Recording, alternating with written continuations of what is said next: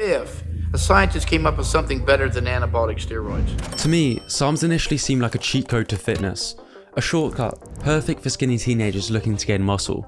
It really doesn't take long to realise why there's a new growing generation of so-called SARM goblins.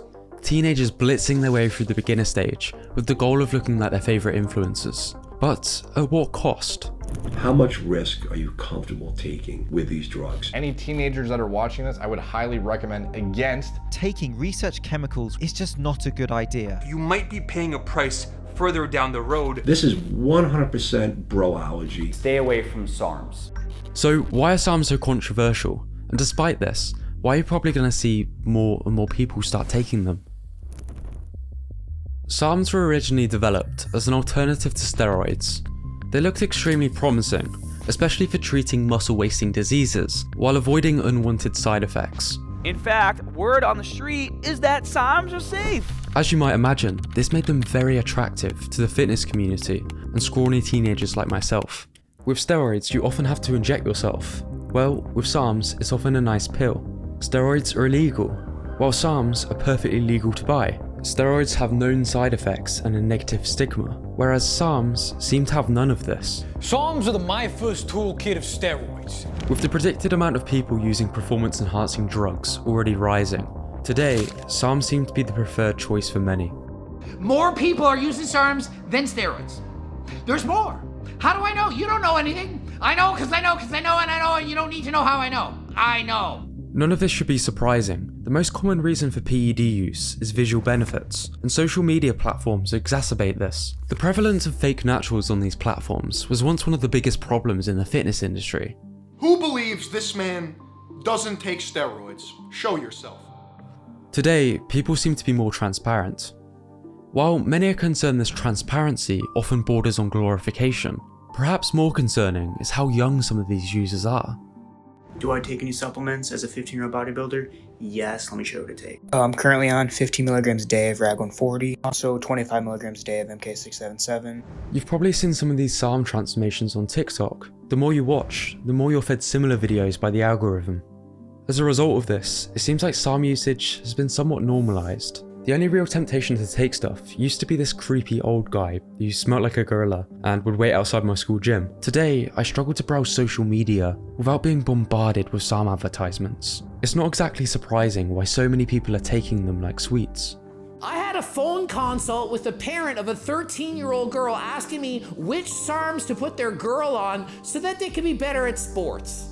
Such attractive branding, ease of purchase, and social proof has resulted in them almost becoming a viral trend, like fidget spinners. Except we're not talking about spinny toys, but actual drugs.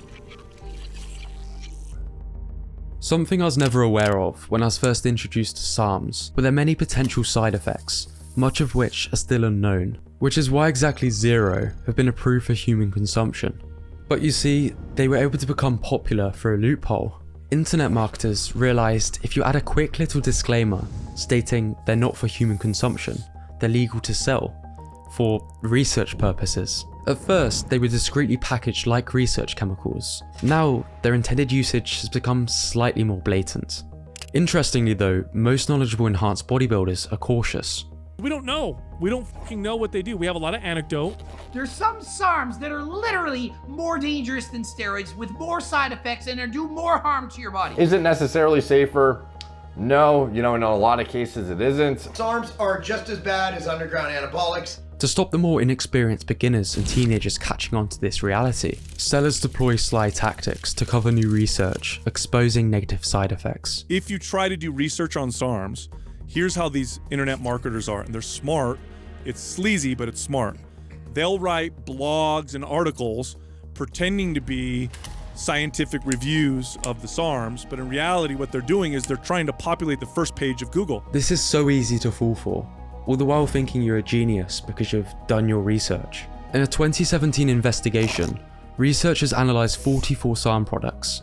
They found 39% contained unapproved drugs, like steroids. 25% contained substances not even included on the label. And it gets worse. Several contained a drug that was abandoned by 𝗥𝗲𝗴𝗁 a decade ago after it was found to cause cancer in animals. Oh my god. What results is millions of people, many not old enough to buy a lottery ticket, introduced to drugs which would make some of the most hardcore steroid users cringe. And we're already seeing the consequences. If you can look past the amazing transformations and shady research, SARM stands for selective androgen receptor modulators. This selective part is why many see them as steroids without the androgenic side effects. It sounds good in theory, however, this is not the reality. SARMs are not liver safe, they're not lipid safe, they're certainly not HPTA safe, they're gonna suppress you just like steroids do. The notion that SARMs are safe is bogus. You must remember, they're still performance enhancing drugs. When you see companies sprinkling SARMs in their pre-workout formulas, like they're just another vitamin, this can be so easy to forget.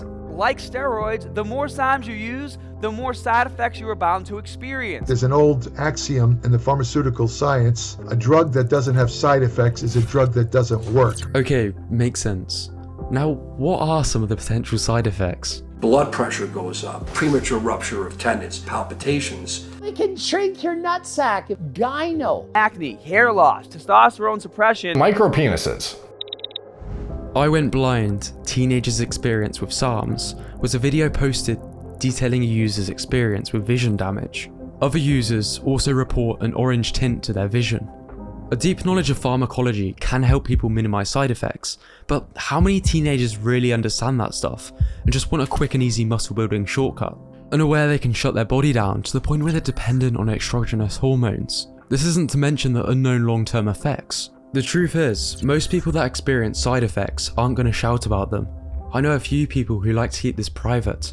It's extremely disturbing how many more people are going to be taking these research chemicals without being fully aware of what they're getting into, especially when there's another option. SARM culture has reached a point where, for many, spending years focused on nutrition, programming, and building good habits is seen as boring. For those of you saying, oh, it took me years to get where I am, yeah, I don't want to wait that long. I'm impatient. Sorry. With some users encouraging skipping these steps entirely and taking a more reckless approach. The caption, dude, it says, quick tip, just take them. Like, these guys just don't want to wait. The more natural side of the industry, it's becoming smaller and smaller. I can really relate to wanting that shortcut. I'm going in, I don't give a fuck. I'm going in. I'm tired of fucking losing, dude. But what if the reason SARMs were so attractive to me in the first place was because they seemed like a cure to treat the symptoms of much bigger issues, when I should have been focused on the root cause? I'm not going to be the one to say it's better, but there is another way.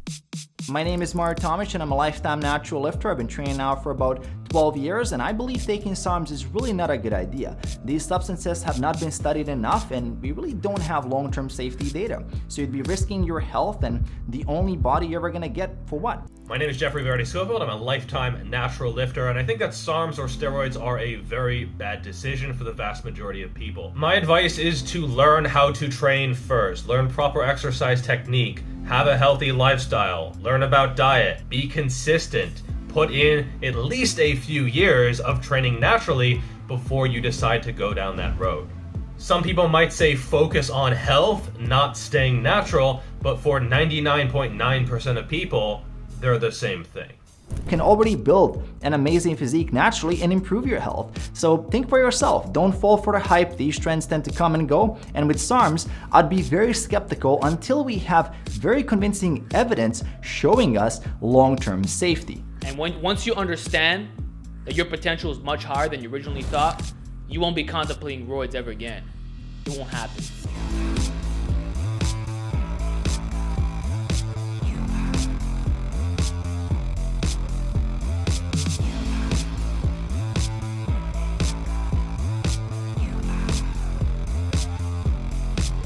I'm not here to talk about the morals of taking enhancements. People can do what they want. I'm only here to suggest that most of the people SARMs are marketed to should be more cautious and at least wait. Drastic shortcuts don't come without consequences, regardless of how you market it. And this is why the rise of SARMs is so tragic.